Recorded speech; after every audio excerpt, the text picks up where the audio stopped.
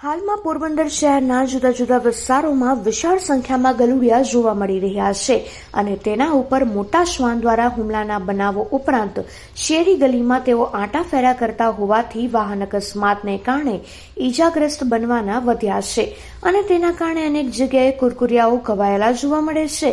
ત્યારે ઉદય Karavadra charitable and animal welfare ટ્રસ્ટની team દ્વારા ઠેર ઠેર ગંભીર રીતે ઈજાગ્રસ્ત બનેલા ગલુડિયાઓની સારવાર કરવામાં આવી રહી છે અને તેને નવું જીવન આપવામાં આવી રહ્યું છે, જેમાં વેટરનરી તબીબોનો પણ સહકાર મળ્યો છે। તેથી સંસ્થા દ્વારા એવી ખાસ અપીલ કરવામાં આવી છે કે શહેરમાં ક્યાંય પણ ગલુડિયાઓ ઈજાગ્રસ્ત હાલતમાં જણાય તો તેને તાત્કાલિક સારવાર આપવી જોઈએ। તેના માટે 1962 એનિમલ હેલ્પલાઇન સેવાનો પણ સંકલ્પ સાધી શકાય છે।